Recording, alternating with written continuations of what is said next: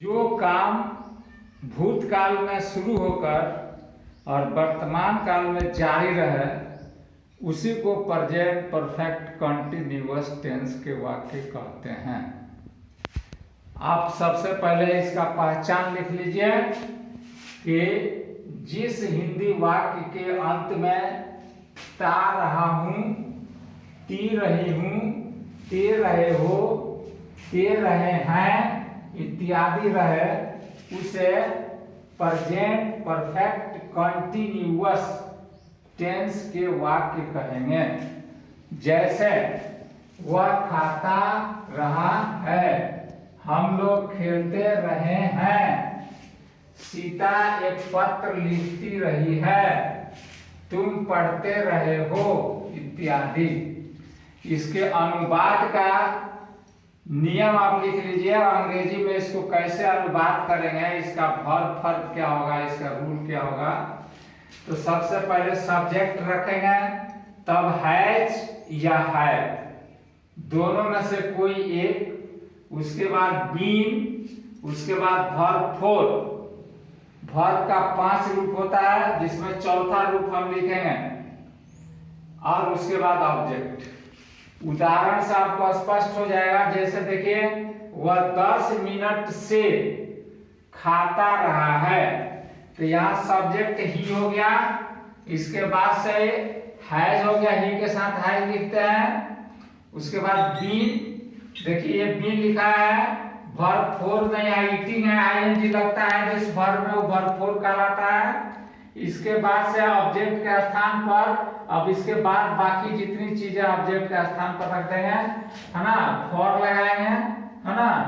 और उसके बाद से 10 मिनट से 10 मिनट्स, फॉर 10 मिनट्स लिख देंगे, और ये सेंटेंस आपका बन गया, अनुवाद हो गया।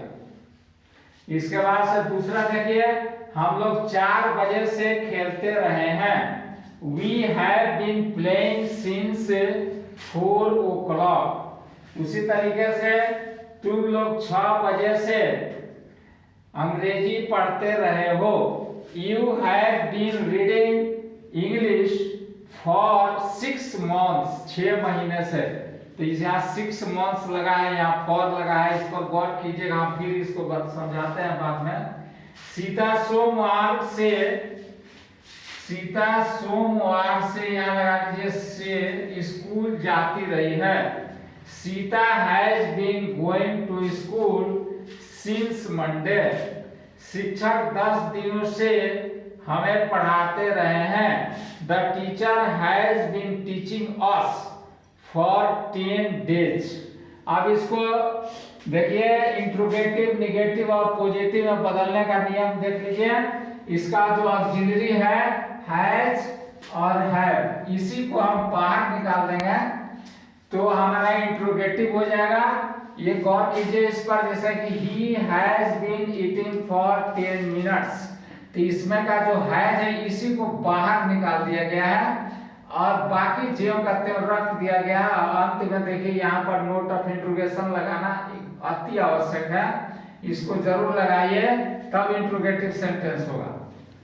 निगेटिव में देखिए, हैज के बीन के बीच में नोट लगा देंगे, यहाँ पर ये निगेटिव सेंटेंस हो जाएगा, बाकी सब जो कहते हैं रहेगा।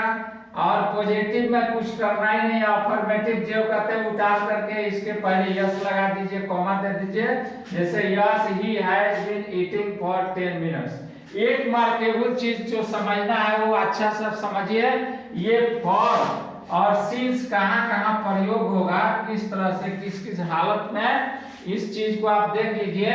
तो देखिए, फॉर लगाएंगे हम पीरियड ऑफ टाइम के पहले फॉर लगाएंगे, और जहां पर पॉइंट ऑफ टाइम का प्रयोग किया गया हो वहां सिंस लगाएंगे। अब period of time, point of time की समझ लीजिए।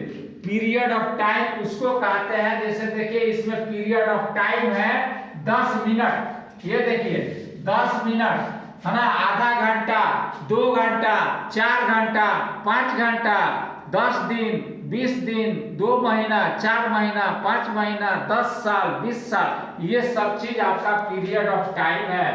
और ये देखिए पॉइंट ऑफ टाइम किसको कहेंगे? तो देखिए यही पॉइंट ऑफ टाइम है 4 बजे से, है ना, और इसमें पॉइंट ऑफ टाइम है सोमवार से, है ना। तो इस तरीके से जब समय का एक माने खास नाम दिया गया हो, एक माने उसी को पॉइंट ऑफ टाइम कहते हैं। जैसे 4 बजे से 2 बजे से, सोमवार से, जनवरी से, फरवरी से, 1981 से, है ना, 1990 से, 2001 से, इस तरह के जो समय आपको आता है सेंटेंस में, और उसका अनुवाद आप अगर करने जा रहे हैं अंग्रेजी में, तो वहां सीन्स का प्रयोग आप करेंगे। और इस तरह से आपको गोल मटोल बोल देता है कि 2 महीना से, 4 महीना से, 5 महीना से, 2 घंटा से, 10 दिन से, तो 10 मिनट से, तो इस तरह के समय को पीरियड ऑफ टाइम कहते हैं। और उसके प्रयोग के लिए उसके पहले हम फॉर का प्रयोग करेंगे। इस चीज को आप हमेशा के लिए याद कर लीजिए, क्योंकि इसमें बच्चों को बड़ा भूल होती है और जिसके चलते सेंटेंस गलत हो जाते हैं। और इसको अच्छा सा आप पूरा बोर्ड पर के सब चीज उतार लीजिए फेयर में अपने। और यहीं पर इस क्लास को मैं बंद कर रहा हूँ। अगला वीडियो में फिर मैं इसके आगे के टेंस को देखूंगा। तब तक के लिए धन्यवाद।